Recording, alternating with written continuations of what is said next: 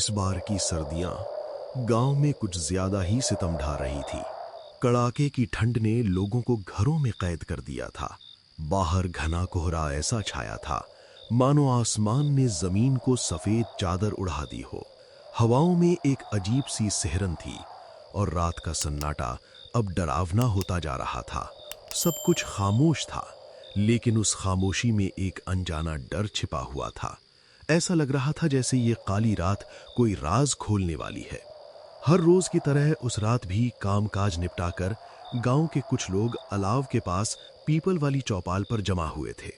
दिन भर की थकान मिटाने के लिए यहाँ गपशप करना हमारी पुरानी आदत थी, मगर आज की रात माहौल कुछ अलग था। ठंड हड्डियों को गला रही थी और बातें भी कुछ डरावनी हो रही थीं। अरे भाई, तुम लोग धीरे बोलो। कल रात माधव ने शमशान वाली पुलिया के पास कुछ देखा है। वो बता रहा था कि वहाँ एक औरत सफेद कपड़ों में घूम रही थी। उसे देखकर माधव को तो बुखार चढ़ गया है। हाँ यार, मैंने भी सुना है। कहते हैं इस बार की ठंड में कुछ रूहानी ताकतें भी जाग गई हैं। लेकिन यार, ये जगमोहन काका अभी तक आए क्यों नहीं? उनके बिना तो अलाव तापने में भी मजा नहीं आता। कोहरा इतना घना था कि हाथ को हाथ नहीं सूझ रहा था। तभी धुंध को चीरती हुई एक परछाई हमारी तरफ बढ़ती दिखाई दी। पहले तो सब डर गए, लेकिन पास आने पर सुकून मिला। वो कोई और नहीं, हमारे गांव के सबसे बुजुर्ग और किस्सा गो जगमोहन काका थे। काका चुपचाप आकर आग के पास बैठ गए। उनके चेहरे पर एक अजीब सी गंभीरता थी। अरे भाई, जरा जगह देना। आज तो ठंड ने जैसे हड्डियों का पानी ही जमा दिया है। खेत से लौटते वक्त इतनी देर हो गई कि लगा आज तो घर पहुंच ही नहीं पाऊंगा। रघु, जरा गर्मा गर्म चाय तो पिला, गला एकदम बैठ गया है। लो भाई, गर्मा गर्म चाय आ गई। और देखो, शैतान का नाम लिया और शैतान हाजिर। अरे मतलब अपने काका आ गए, कोहरे में दिख ही नहीं रहे थे। काका, आप इतनी देर से आए, हम तो डर ही गए थे। हमें लगा आप भी किसी भूत प्रेत के चक्कर में तो नहीं पड़ गए। और काका, आज कोई डरावनी वाली कहानी सुनाओ ना, जिसे सुनकर मजा आ जाए। तभी चाय की चुस्कियों के बीच काका ने अपनी चुप्पी तोड़ी। उन्होंने जो कहा उसने वहां बैठे हर शख्स के रोंगटे खड़े कर दिए। उन्होंने अपनी जवानी का एक ऐसा किस्सा सुनाना शुरू किया जो आज तक उनके सीने में दफन था। अरे बस करो तुम लोग, मेरी इतनी तारीफ मत करो। आज जो मैं तुम्हें बताने जा रहा हूँ वो कोई बनी बनाई कहानी नहीं है। ये मेरे साथ बीती हुई एक सच्ची घटना है। उस वक्त मैं यही कोई 25-26 साल का रहा हूँगा। गरम खून था, किसी से डरता नहीं था। लेकिन उस रात ने मेरा वो भ्रम तोड़ दिया। अगर तुम लोग कमज़ोर दिल के हो तो अभी उठकर चले जाओ, क्योंकि ये किस्सा सुनकर रात को नींद नहीं आएगी। काका की बातें सुनकर हमें लगा जैसे हम उसी दौर में पहुंच गए हैं। काका बता रहे थे कि वो करीब 25 साल के थे। एक रात वो अपने दोस्त की शादी से लौट रहे थे। बारिश थमने का नाम नहीं ले रही थी। बिजली की कड़कड़ाहट दिल दहला रही थी। सुनसान रास्ता और ऊपर से वो तूफानी रात। इससे पहले कि हम खौफ के इस मंजर में खो जाएं, जल्दी से सब्सक्राइब का बटन दबा दीजिए और बेल आइकन को ऑन कर लें। चलिए आज के डर की शुरुआत करते हैं। हाँ तो सुनो, मैं रामपुर वाले अपने दोस्त की शादी से लौट रहा था। रात काफ़ी गहरी हो चुकी थी और बारिश थी कि थमने का नाम ही नहीं ले रही थी। कभी रिमझिम होती तो कभी मूसलाधार बरसने लगती। ऐसा लग रहा था जैसे कुदरत मुझे आगे जाने से रोक रही हो। मैं भीगते हुए एक पुरानी चाय की टपरी पर रुका। वहाँ सन्नाटा ऐसा था कि अपनी ही सांसों की आवाज़ सुनाई दे रही थी। मैं चाय पी ही रहा था कि अचानक न जाने कहाँ से एक बूढ़ी अम्मा मेरे पास आकर खड़ी हो गई।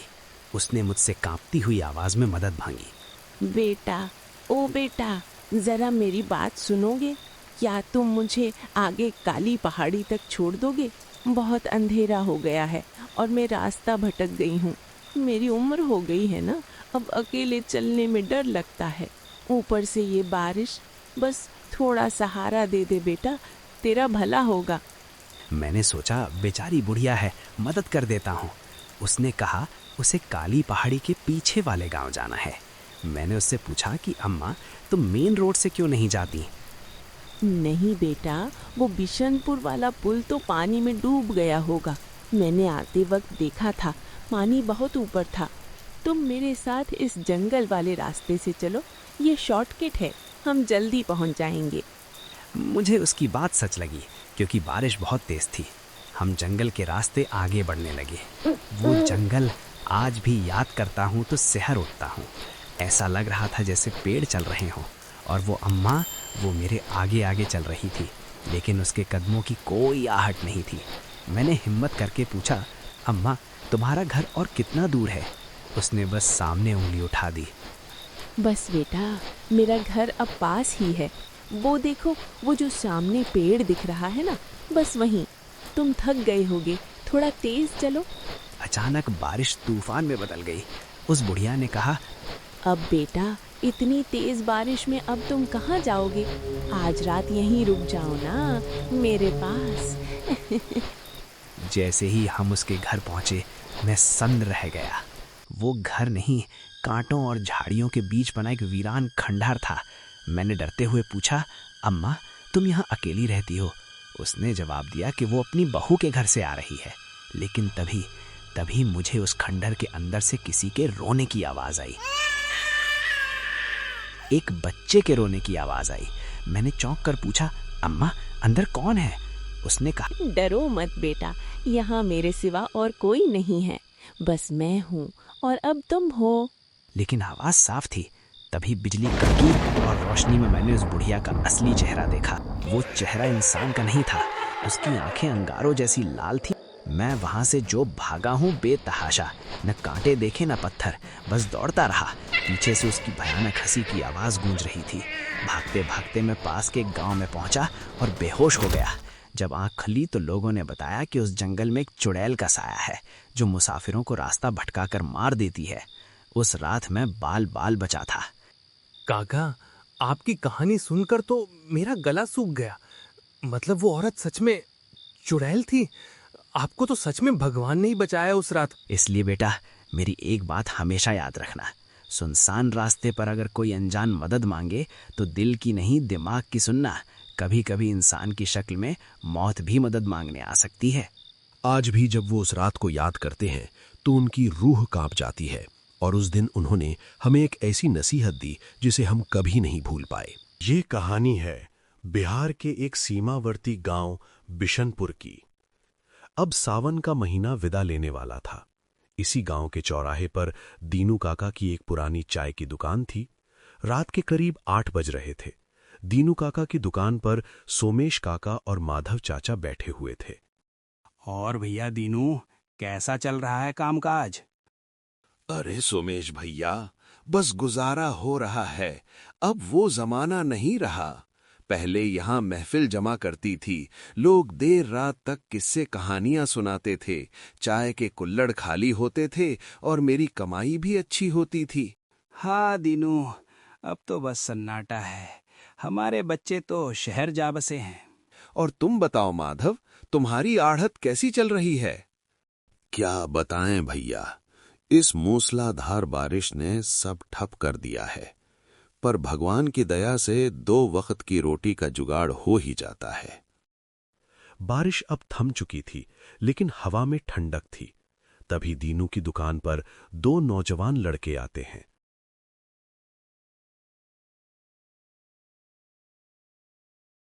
अरे दीनू काका, 2 मसालेदार चाय पिलाइए, एक मेरे मित्र के लिए और एक मेरे लिए। इस ठंडी हवा में आपकी टपरी की चाय और बुजुर्गों की बातों का मजा ही कुछ और है। बिल्कुल सही कहा बेटा। आओ तख्त पर बैठो और चाय का लुत्फ उठाओ। अरे सोमेश काका, आप भी यहाँ? अंधेरे में मैंने पहचाना ही नहीं। चलिए, इसी बहाने आपसे भी कुछ ज्ञान की बातें हो जाएंगी। और बताइए, आपकी खेतीबाड़ी कैसी है? अरे बेटा, क्या बताएं, इस बेमौसम बरसात ने कमर तोड़ दी है। खड़ी फसल खराब हो गई। अब तो बस बाड़ी में लगी थोड़ी सब्जियां बेचकर ही घर का खर्च निकल रहा है। अरे काका, हिम्मत मत हारिए। सुख दुख तो धूप छांव की तरह है। जीवन का हर पल खुशी से जीना चाहिए। सत्य वचन बेटा, बची हुई जिंदगी रोने में क्यों बिताएं, हंसकर ही काटेंगे। रात गहराती जा रही थी। दीनू काका, आपके हाथ की चाय में तो जादू है। एक घूंट लेते ही दिन भर की थकान मिट गई। हम तो बस इसी स्वाद के लिए यहाँ खींचे चले आते हैं। सोमेश काका, हमने गांव में सुना है कि आपके साथ जवानी में कुछ रूहानी घटनाएं घटी थीं। क्या वो बातें सच हैं? हाँ बेटा, मेरे साथ वास्तव में कुछ ऐसी घटनाएं हुई हैं जिन पर यकीन करना मुश्किल है। क्या तुम सुनना चाहोगे? अरे हाँ काका, इस सुनसान रात और ठंडी हवा में चाय की चुस्की के साथ आपकी डरावनी कहानी सुनने का रोमांच ही अलग होगा। सोमेश काका अपनी आप बीती सुनाने को तैयार हो गए। ठीक है, जब तुम लोग इतना आग्रह कर ही रहे हो तो मैं तुम्हें अपने जीवन का एक खौफनाक सच बताता हूँ। ये बात है आज से ठीक 35 साल पहले की, जब मैं कानपुर के पास एक फैक्ट्री में काम करता था। एक रात मेरी शिफ्ट खत्म हुई और मैं वीरपुर स्टेशन पर उतरा। मेरे साथ ट्रेन से एक और व्यक्ति उतरा जो देखने में कुछ रहस्यमयी लग रहा था। रात के 1 बज चुके थे। स्टेशन बिल्कुल वीरान पड़ा था। मेरा गांव स्टेशन से काफी दूर था। तभी वो आदमी जो मेरे साथ उतरा था चुपचाप पटरी के किनारे वाले रास्ते से आगे बढ़ने लगा। मैंने उसे आवाज दी, अरे भाई साहब रुकिए, आप किस तरफ जा रहे हैं? अरे भाई, यहाँ स्टेशन पर रात बिताने से बेहतर है कि पैदल ही निकल लें। थोड़ा वक्त लगेगा पर घर तो पहुंच जाएंगे। मेरा गांव रायगढ़ यहाँ से 12 किलोमीटर है। तुम्हें कहाँ जाना है? अरे भाई, मुझे भी रायगढ़ ही जाना है, पर रायगढ़ का ये रास्ता तो काली घाटी के जंगल से होकर जाता है। इतनी रात गए उस जंगल से गुजरना क्या सुरक्षित होगा? अरे भाई, अगर तुम इन अंधविश्वासों में फंसे रहोगे तो यहीं सड़ते रहोगे। मैं तो इन डरपोक बातों को नहीं मानता। तुम्हें भी रायगढ़ जाना है तो चलो साथ चलते हैं, रास्ता कट जाएगा। वो व्यक्ति बहुत आत्मविश्वास से बोल रहा था, लेकिन उस पर भरोसा करना मेरे जीवन की सबसे बड़ी गलती साबित हुई। मैंने उसकी बातों में आकर हामी भर दी।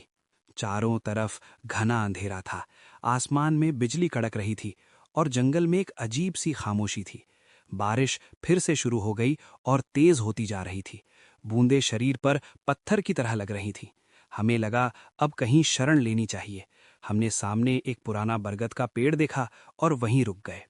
जंगल से सिर्फ झींगरों और गिरती बूंदों की आवाज आ रही थी। वैसे भाई साहब, आपने परिचय नहीं दिया। शुभ नाम क्या है और कहाँ से आ रहे हैं?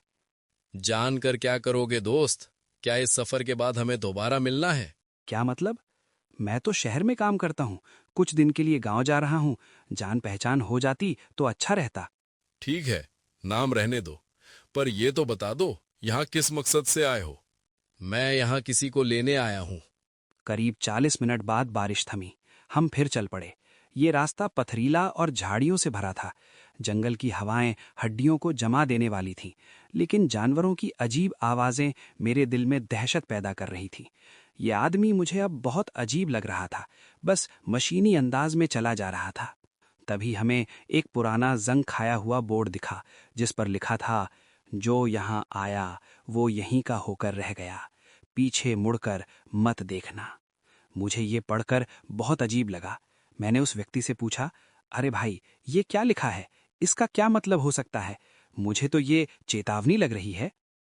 अरे छोड़ो भी, ये सब गांव वालों के डकोसले हैं। हमें जल्दी निकलना चाहिए, रात बहुत हो गई है। हाँ भाई, आप ठीक कहते हैं। हम फिर आगे बढ़े। बारिश रुकने के बजाय और तेज हो गई। हम भागकर एक खंडहर नुमा मंदिर के पास पहुंचे। थोड़ी देर बाद जंगल के सन्नाटे में अजीब आवाजें गूंजने लगीं, कभी किसी के हंसने की तो कभी किसी के कराहने की। मुझे बहुत घबराहट होने लगी। मैंने उस आदमी से कहा, भाई साहब, क्या आप ये आवाजें सुन रहे हैं? हाँ भाई, सुन तो मैं भी रहा हूँ। लगता है कोई फंसा हुआ है, पर इतनी रात को यहाँ कौन हो सकता है? चलो चलकर देखते हैं, शायद किसी को मदद चाहिए हो। मैं और वो आदमी आवाज की दिशा में बढ़े। कुछ देर बाद घुंघरुओं की आवाज आने लगी, जैसे कोई नाच रहा हो। मैंने डरते हुए कहा, भाई साहब, मुझे ये सब ठीक नहीं लग रहा, हमें वापस चलना चाहिए। कोई जवाब नहीं आया। जब मैंने पीछे मुड़कर देखा तो वहां कोई नहीं था। मेरे पैरों तले जमीन खिसक गई। अब वो घुंघरुओं की आवाज और किसी के हंसने की आवाज बहुत तेज हो गई। मैं वहां एक पल भी नहीं रुका और गांव की तरफ दौड़ पड़ा। तभी अचानक मेरे सामने फिर वही जंग खाया हुआ बोर्ड आ गया। मेरी आंखें फटी की फटी रह गईं। हम जंगल में इतना आगे आ चुके थे तो ये बोर्ड दोबारा कैसे आ गया? तभी फिर से उसी कराहने की आवाज आई और ऐसा लगा जैसे कोई मेरा नाम पुकार रहा हो। जब मैंने ध्यान से देखा तो सामने पेड़ के नीचे वही आदमी खड़ा था। मैंने कांपती आवाज में पूछा, अरे भाई, आप कहाँ गायब हो गए थे और ये औरत की आवाज में क्यों रो रहे हो? तभी वो आदमी पलटा और जोर जोर से हंसने लगा। आसमान में जोरदार बिजली चमकी। उसका चेहरा इंसानी नहीं था, उसकी आंखें अंगारों की तरह जल रही थीं और चेहरा गला हुआ था। ये देखकर मुझे लगा कि मेरी मौत सामने खड़ी है। मैंने पूरी ताकत बटोरी, हनुमान जी का नाम चिल्लाया और वहां से अंधाधुंध भागा। अचानक मेरी आंखों के आगे अंधेरा छा गया और मैं बेहोश हो गया। अरे भाई, आप कहाँ गायब हो गए थे और ये औरत की आवाज में क्यों रो रहे हो? तभी वो आदमी पलटा और जोर जोर से हंसने लगा। आसमान में जोरदार बिजली चमकी। उसका चेहरा इंसानी नहीं था, उसकी आंखें अंगारों की तरह जल रही थीं और चेहरा गला हुआ था। ये देखकर मुझे लगा कि मेरी मौत सामने खड़ी है। मैंने पूरी ताकत बटोरी, हनुमान जी का नाम चिल्लाया और वहां से अंधाधुंध भागा। अचानक मेरी आंखों के आगे अंधेरा छा गया और मैं बेहोश हो गया। अगली सुबह जब मेरी आंख खुली तो मैंने खुद को वीरपुर स्टेशन के उसी बेंच पर पाया। मुझे समझ नहीं आया कि ये सपना था या हकीकत, पर मेरे कपड़े कीचड़ से सने थे। उस रात का खौफ आज भी मेरे सीने में दफन है।